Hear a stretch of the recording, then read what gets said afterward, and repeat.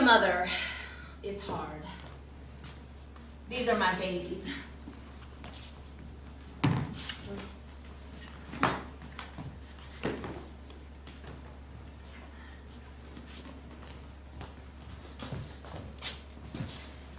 Henry, Owen, Allie, Lucy, Laura, Lotta, Sydney,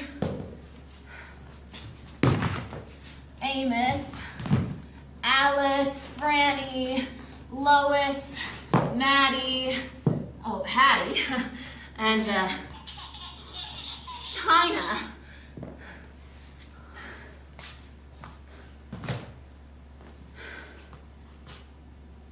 It was like clutching fistfuls of water.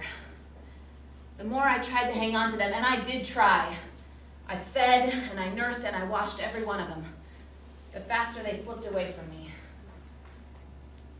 I've been hungry ever since my wedding day to eat everything I could see. Maybe every 2 years since I was 18. Every one of them put a little weight on me and it never left. Henry didn't mind. He said it was my mother glory.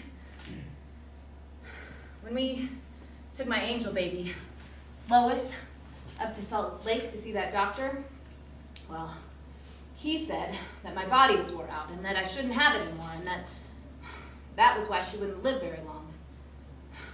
Imagine. As if a woman shouldn't be able to go on building a kingdom so long as she has strength.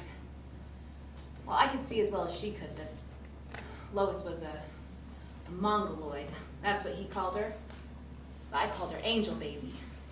That kind comes to a woman now and then when she gets older. My Lois. She weren't strong, but she were sweet. She came to show me the way, how to grieve.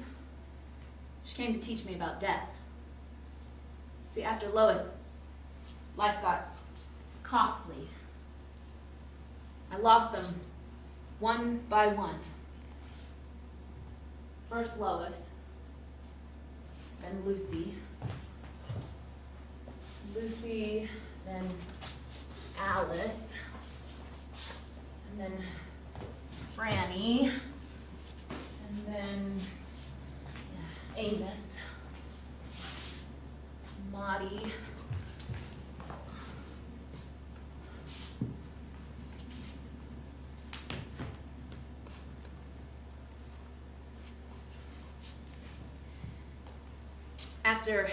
After Tina were born, well, that's when I really started into eating. I'd always been a nervous eater, and see, I knew she were my last. A woman always knows her last. Henry likes to remind me about the meal we shared when he asked me to marry him.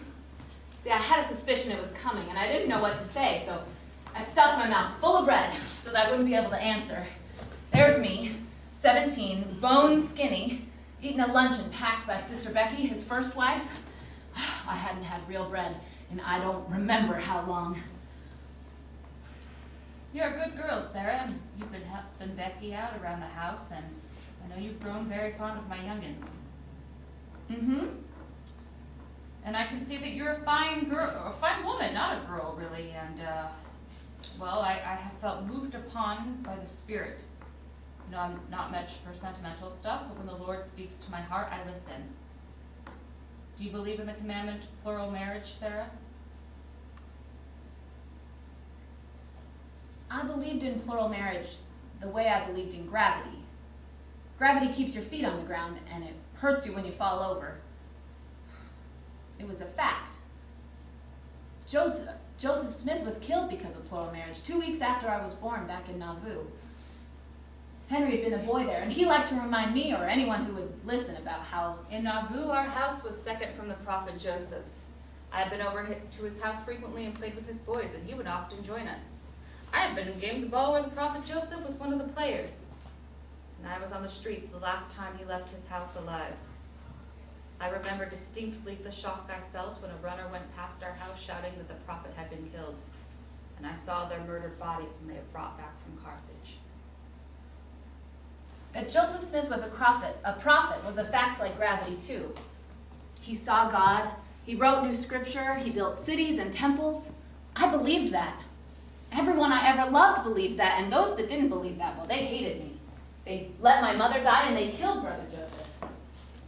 Joseph was a man who liked to play baseball and hadn't much in the way of education and never held a steady job. But he was a prophet who had visions and revelations. And I knew that somewhere between being a man and being a prophet, God had tested him with the command to marry wives besides his own. That was what I knew of Joseph Smith. He was a man and he was a prophet.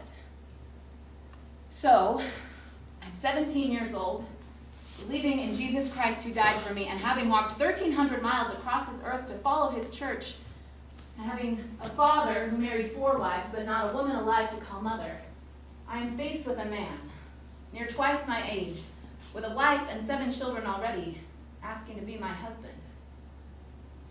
What could I say? Did I believe? Mm-hmm. Then you will agree to be my wife. Well, it wasn't so much a question as a statement. I couldn't really say no.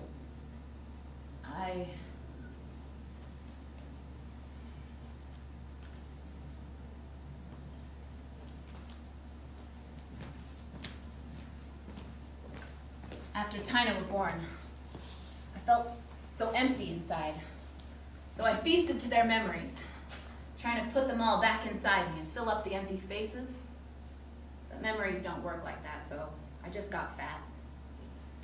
14 babes born from this body, a kingdom unto my husband. And he got 15 more from Sister Becky, 29 children from the wives of Henry Weeks Sanderson. We have raised up a body of saints out of our bodies. And on days like today, when we come to bury one of them, it's my Hattie, my girl. Henry will give a prayer, and he will remind us that alive or dead, these are still his babes, and he will not be parted from them in the eternities. And I will stand here, hungry.